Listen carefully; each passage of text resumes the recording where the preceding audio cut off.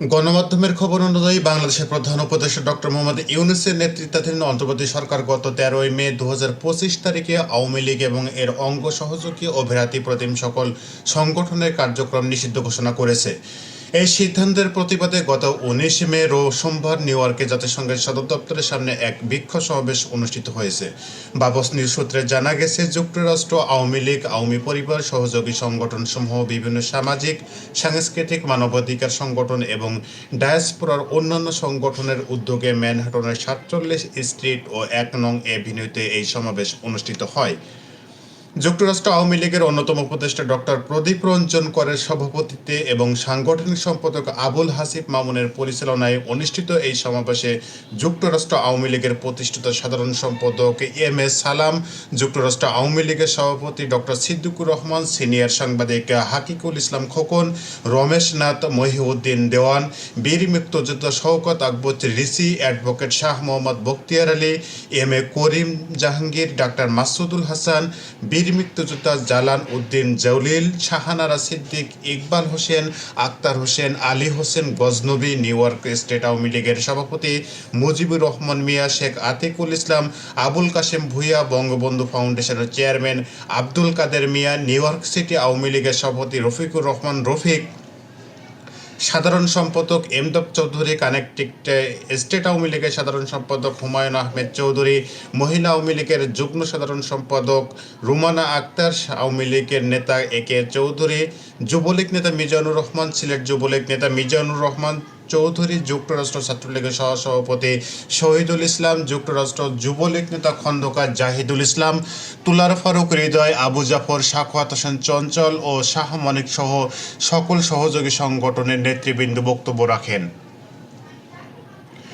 সমাবেশ শেষে জ্যাকসন হাউটেসে রাষ্ট্রের এক বিক্ষোভ সমাবেশ মিছিলে জয় বাংলা, জয় বঙ্গবন্ধু এবং জয় শেখ হাসিনা স্লোগানে রাজপথ মুখরিত হয়।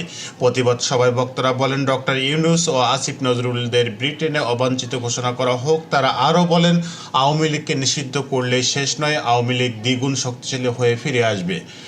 তারা অবৈধ ও অসাংবিধানিক ইউনূসের সরকারের এই সিদ্ধান্তকে বাংলার জনগণ ও প্রবাসীরা হতবাক ও ক্ষুব্ধ বলে অভিহিত করেন।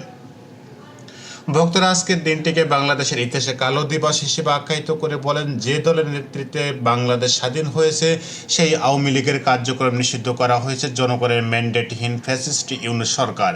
এর মাধ্যমে প্রমাণিত হয়েছে যে ফ্যাসিস্ট ইউনূস সরকার বাংলার মাটিকে স্বাধীনতা বিরোধী অপশক্তি ও উগ্রবাদী গোষ্ঠীর উর্বর ভূমিতে পরিণত করতে চায়।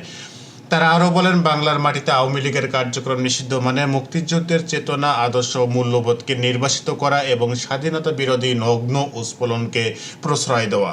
বক্তারা বিশ্বব্যাপী প্রবাসীদের পক্ষ থেকে ফ্যাসিস্ট স্বৈরাচার ইউনূস সরকারের এই সিদ্ধান্তকে ঘৃণ্য ভরে প্রত্যাখ্যান করার কথা জানান। বক্তারা উল্লেখ করেন যে বাংলাদেশে আজ মহাসংকটে পতিত হয়েছে এবং ৭১-এ পরাজিত শক্তি ভিনদেশীদের যোগসাজশে বাংলাদেশের ভাগ্য নিয়ে নতুন ষড়যন্ত্র করছে। তারা বলেন, ম্যাটিকুলাস ডিজাইনের মাধ্যমে সবকিছু ধ্বংস করে চলছে। বক্তারা আরও বলেন, শুধুমাত্র নিজের ব্যক্তিগত ক্ষোভে শোধ নিতে ফ্যাসিস্ট ইউনূস নাটক সাজিয়ে এত কিছু করেছেন। তারা সতর্ক করে বলেন, সরকারপন্থী কিছু ছাত্রনেতা এবং কিছু সুবিধাবাদী ধর্মীয় রাজনৈতিক দলের রাষ্ট্র দখলের সাবেক এনজিও কর্মকর্তাদের দ্বারা পরিচালিত একটি সরকার যদি দেশের একটি প্রবীণতম রাজনৈতিক দলকে নিষিদ্ধ করে, তবে বাংলাদেশ নতুন উগ্রবাদী ফ্যাসিবাদের উত্থান নিশ্চিত হবে। তারা জার্মানির উদাহরণ টেনে বলেন, বার্লিন পার্লামেন্টে 1930 দশকের হিটলারের ছবি ঝুলিয়ে রাখার ইতিহাস জানতে হবে। আইন সুস্পষ্ট ব্যাখ্যা ছাড়া দলটিকে নিষিদ্ধ করা ফ্যাসিস্ট ইউনূসের ব্যক্তিগত ক্ষোভ ছাড়া আর কিছুই নয়।